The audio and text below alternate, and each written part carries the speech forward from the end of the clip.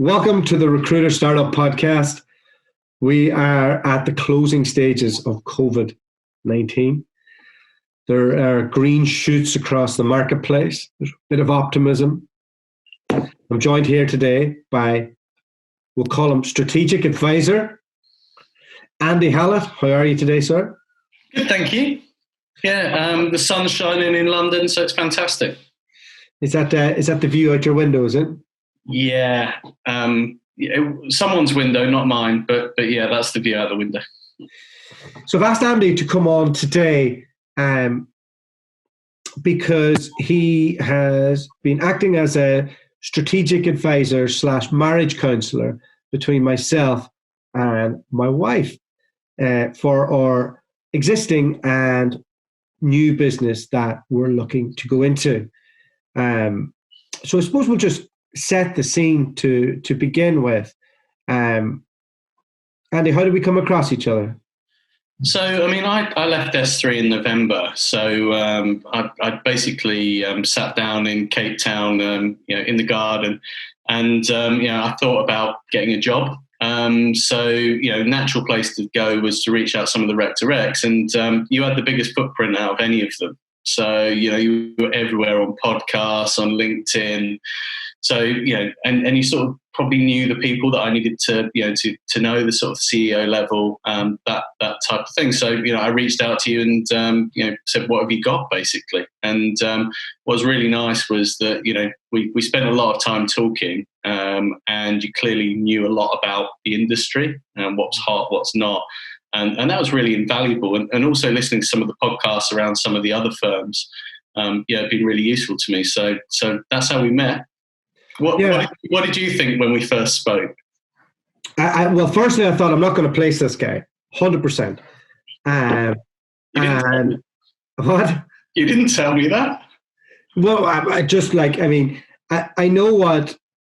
know what recruitment founders are like, and they want you for a week, a day, they need you to come in and see it. So as the conversation progressed, I asked you to describe what you did, and it was a lot of operational, hard-edged stuff that encompasses most elements from sales process the whole way through, from cradle to grave, of what starts a process to what finishes it, and how everything else knits together, from starting it to getting paid, how different things work within the business.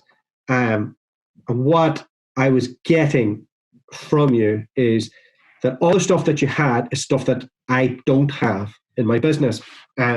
So I was acutely aware that I was a high-performing senior consultant. I then went and worked at a smaller agency that had nothing in place. And I thought, they don't have anything in place. I probably know enough to go out and start something like that. So I did that. But given that I didn't get into recruitment until I was 27, so I didn't get in at 21 and run through the ranks, I probably went from working in a big business but not really seeing under the hood, to working in a business that didn't really have anything, to setting up my own lifestyle business with my wife. And as that conversation was progressing, you were talking about different things. I was like, that's interesting. I bet my clients don't have all that in place. And then I was thinking, I have none of that in place.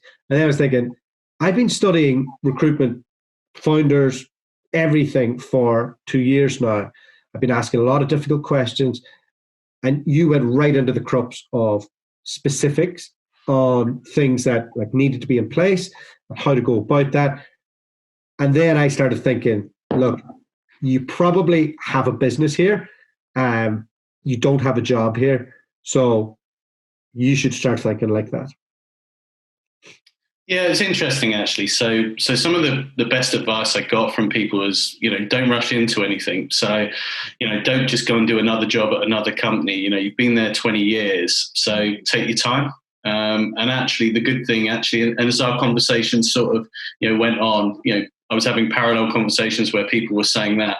So the idea then of sort of taking that consulting piece, i.e., someone doesn't need me, 22 days a month or whatever. But potentially they need me to come in and sort of set structures, work with people, transfer knowledge, those type of things. And that's really exciting because then you can do lots of things and you can work on lots of different projects and really challenge yourself as well, which is fantastic. And that to me suits what I want to do as well. The lifestyle bit of, it's been quite interesting to hear about you running it as a lifestyle business. So for me, working for myself and working on consulting gigs basically means that I can balance my life like I want to for the remainder of my career.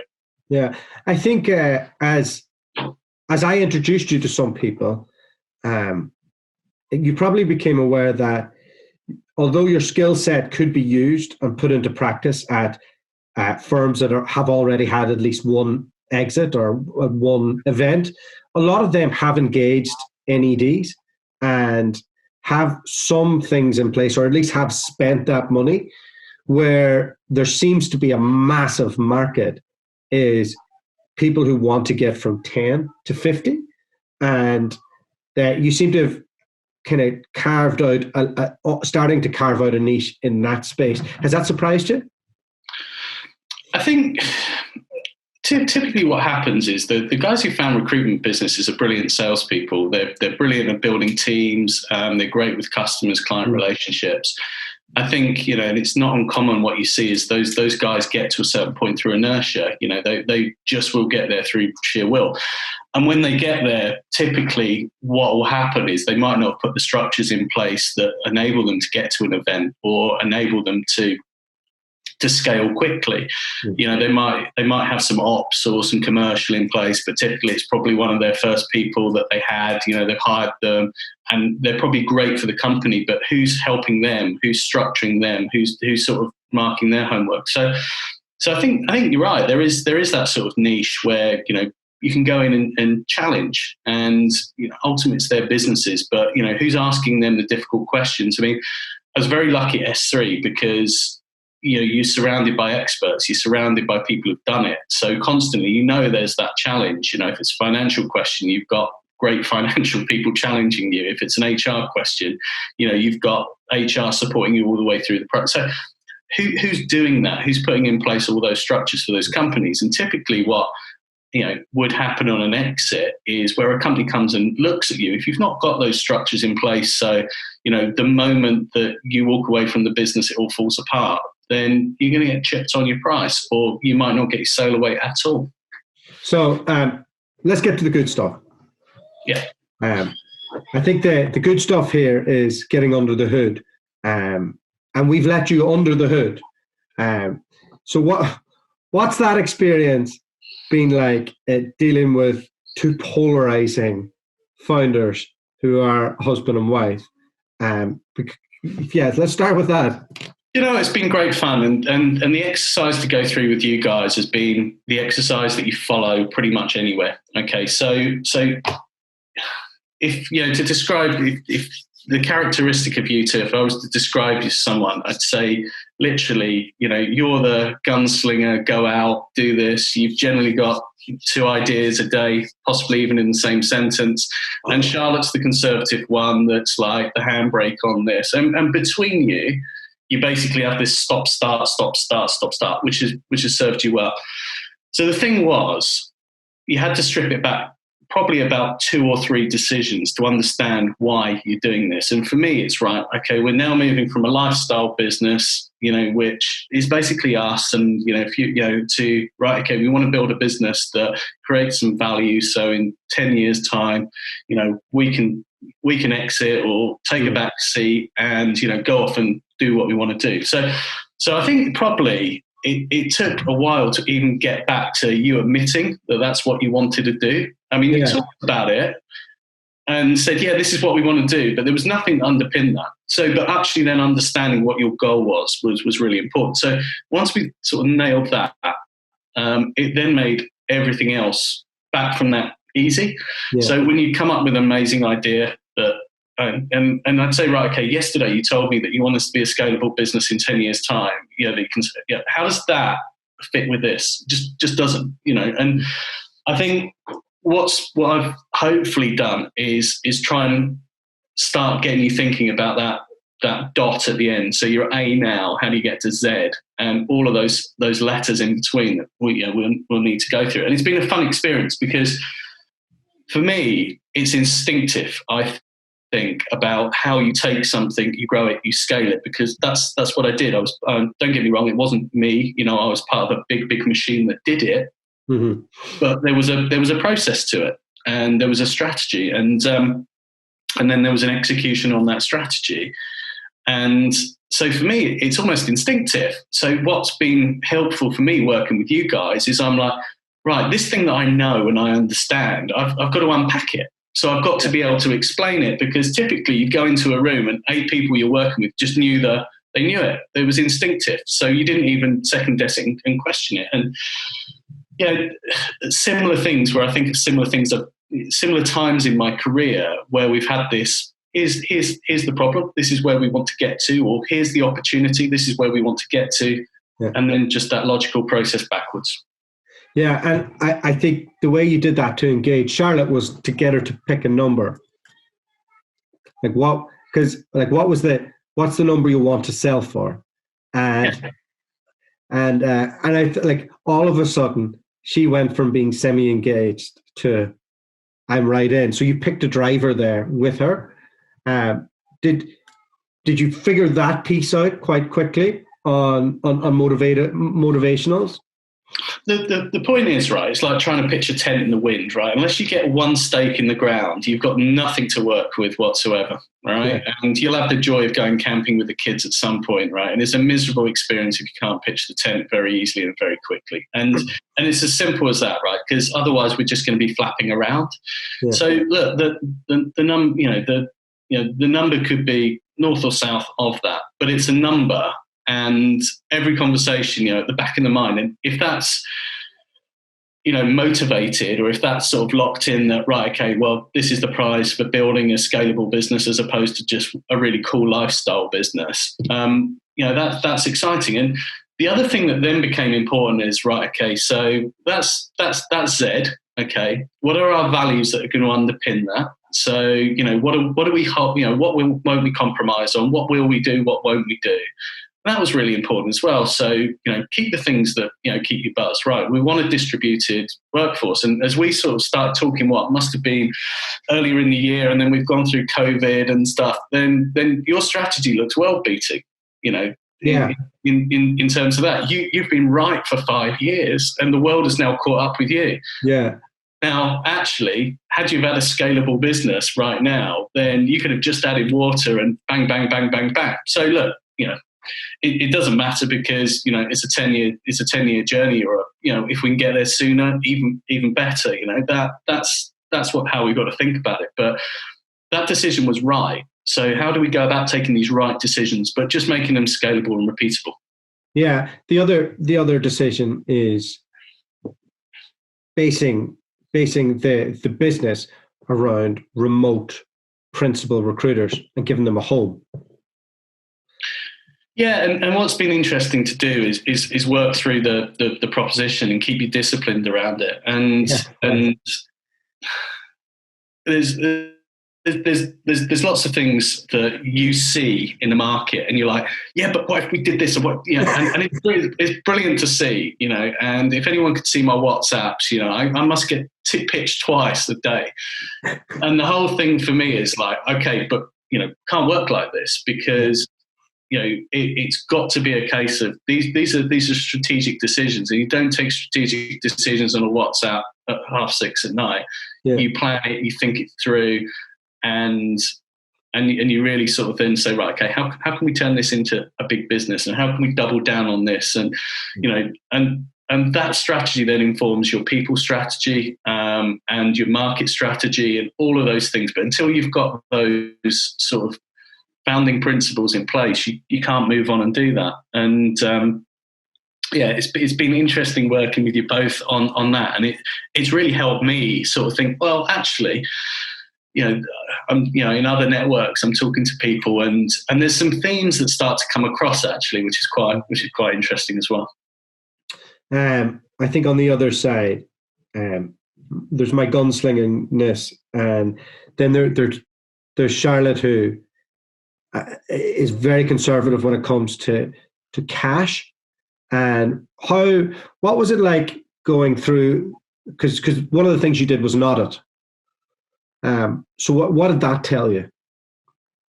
Look, so I mean, pretty much it told me that the way you've run it is actually perfect for this. Has been perfect for this storm, basically, because if anyone knows Charlotte, she knows what your business costs you down to the last penny. And I suspect there's a lot of firms that don't know. When the revenue's good, probably no one cares about the costs. Whereas Charlotte is absolutely to the penny. She knows everything and the like. So, but it's been run as a lifestyle business, So it's that whole sort of cash, and this is what we can afford then to pay ourselves and divvy and stuff like that. And I get that, but in a scalable business, again, what do you want to do, right? So in a few years' time, you want to be selling. Therefore, do you take the pain then of going from a cash-based accounting to accruals-based accounting and rebadge all your books for years, or do you get in the habit and the discipline now of just running that that sort of normalised P&L on an accruals basis? And I don't know much about finance, but I do know what bigger companies and how bigger companies run. And actually, if you want to get there, one of the things you can start doing is acting, and working like a big company. So yeah, I mean, I think the conversation we had around the Charlotte's Precious spreadsheet, I think, and it's actually a real, my job's not to tell you what to do. It's to question you, and it's to sort of help you and steer you in the right direction. If you make that choice, great. And I thought, I've almost got to sell you, that, and I've almost got to sell you the reason for doing that. And that for me has been a thing, because when someone works for you, it's very different. Just tell them what to do, right? Mm-hmm. When you're having to advise, you've got to influence. So again, you've got to give examples. You've got to say why you should be doing this, or suggest why it's a good thing to be doing it. So it's been really helpful for me in that sense as well. Do you find one of us more disagreeable than the other? Yeah, you definitely disagree more, but I think Charlotte disagrees as much sometimes. But she's just more polite about it. I think you're a more knowledgeable version of Charlotte in many ways, or more experienced version in terms of the way your brains think. So I think she always, she has her way, and then that's it. And then you explain to her, this is why, and then she goes, oh, okay. Whereas when it comes to maybe the creative side, and that vision, and I am firing on a few different cylinders. So we are debating quite a lot in does this work, and if so, why? How would you describe where we are at this moment? Like, if you were to explain what the business is, to start, and maybe some of the key challenges that we have to overcome that we're going to discuss on this podcast over the next time. Yeah, we don't want to give it all away on the first one, but I think where you are is that you're at A with. Actually, saying that's probably not fair, because I think you've done a lot of the stuff that I think people would need to start doing now anyway. So the marketing's absolutely on point. So you have a brand. I think you've got a really interesting proposition, which we'll obviously go into a bit more around that I think will attract people to come and join, and I think actually it will attract lots and lots of customers to come and be customers of yours as well. So I think it points a lot to the new normal. as we come out of COVID. So I think your product will be absolutely on point. I think the challenge will be, and I see it in all firms, the courage of execution. You know what you need to do, okay, and you know what you need to do to get to Z.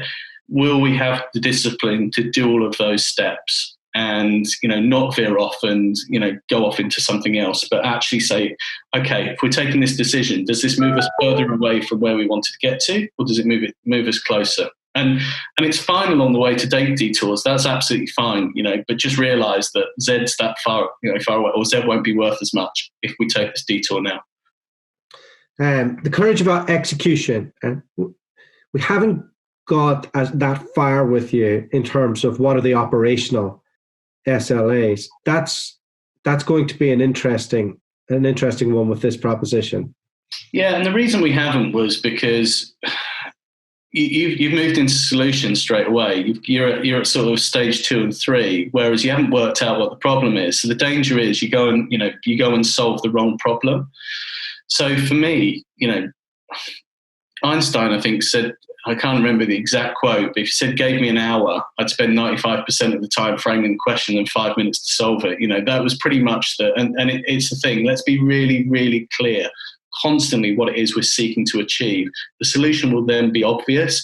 So when we think back to those discussions around the model, should it be this type of model? Should it be this type of model? Should it be this, right? We worked it all out, and then we went for adjacency. So we didn't need to reinvent the wheel. We just needed to look at, right, okay, other firms who have these things, do this in this way, how do they run? And we looked for that adjacent model, and we said, right, okay, we just need to do a recruitment version of that model.